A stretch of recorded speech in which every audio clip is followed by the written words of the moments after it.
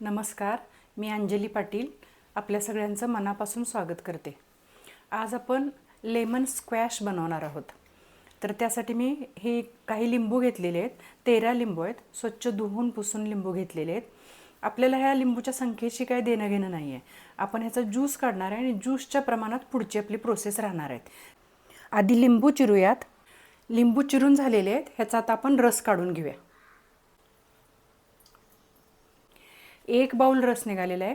त्याला आपण 2.5 वाट्या साखर घालायचे. सेम बाउलनं घ्यायचं, सेम वाटीनं घ्यायचं.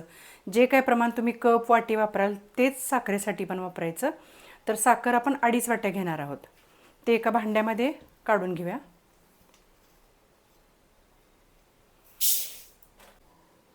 ही दुसरी वाटी आणि हे अर्ध. यामध्ये जेवढा रस आहे तेवढंच पाणी घालायचं, म्हणजे 1 बाउल पाणी घालायचं. गॅस लावून घ्यायचा आणि हा पाक करून घ्यायचा. आपल्याला साखर एकदा हलवून घ्यायची. ह्याचा आपल्याला घट्ट असा पाक बनवायचा आहे. थोडा हाताला असा घट्ट लागला पाहिजे किंवा 2 तारी पाक. उन्हाळा येणार म्हटलं की आपली उन्हाळ्याची सगळी तयारी सुरू होते. वेगळी वेगळी सरबतं करणं असेल किंवा तिखट करणं असेल तर त्यातलाच हा एक प्रकार माझा दरवर्षी असतो. बऱ्याच वर्षानुवर्षे म्हटलं तरी चालेल. मी हे लेमन स्क्वॅश माझ्याकडे असतंच. कोणी आलं तर पटकन लेमन स्क्वॅश, कोकम सरबत ह्या गोष्टी द्यायला बरं पडतं. तर हा मी कधी शिकले बघा, क्लासला जाऊन मी शिकलेली. सप्टेंबर 1985 तेव्हापासून दरवर्षी मी हा स्क्वॅश करत असते.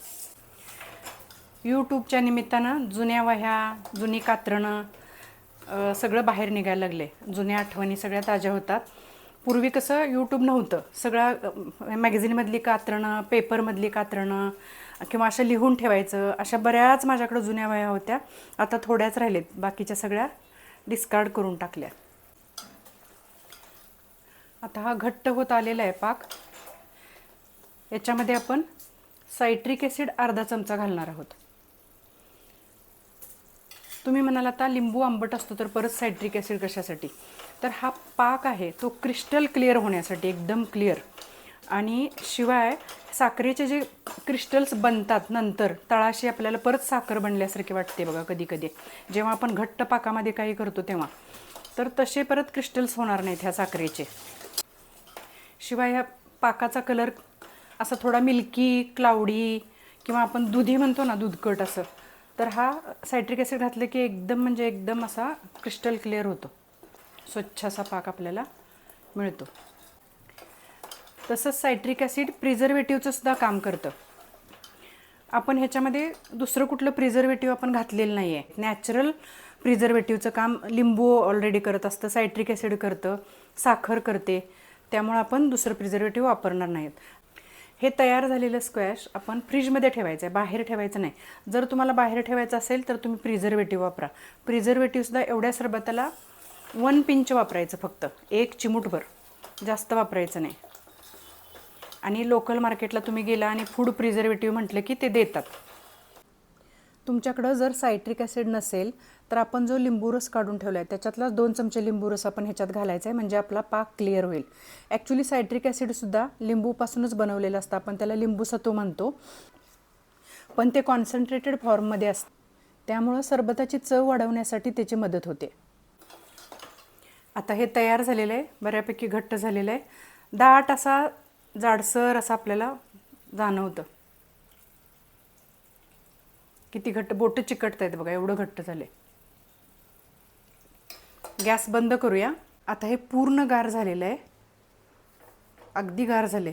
गार झाल्यानंतर हे केवढं घट्ट झालंय बघा. आता ह्याच्यामध्ये आपण हा लिंबू रस आहे तो मिक्स करणार आहोत. छान असं मिक्स करून घ्यायचं सगळं. एका काचेच्या बरणीमध्ये किंवा काचेच्या बॉटलमध्ये गाळून घ्यायचं. आता आपला हा स्क्वॅश पूर्ण तयार आहे. तर आता आपण सरबत बनवायला घेऊया. एका ग्लासला बरोबर 4 चमचे लागतात, 4 टेबलस्पून. तुम्ही आणि तुमच्या आवडीप्रमाणे कमी जास्त करू शकता, पण हे परफेक्ट प्रमाण आहे. 4 चमचे घालायचं, ग्लासभर पाणी ओतायचं त्याच्यामध्ये. चवीप्रमाणे मीठसुद्धा घालून घ्यायचं. साधारण एका ग्लासला 2 चिमूट मीठ लागतं. तुम्ही कमी जास्त करू शकता. छान मिक्स करून घ्यायचं आणि आपलं सरबत तयार आहे. याच पद्धतीनं आपण कुठल्याही रसदार फळांचे स्क्वॅश बनवू शकतो. जसं की संत्री, मोसंबी, अननस. तुम्हीही स्क्वॅश करून बघा आणि मला कमेंटमध्ये कळवा. माझा हा व्हिडिओ तुम्हाला आवडला तर लाईक करा, सबस्क्राईब करा, शेअर करा. थँक्यू.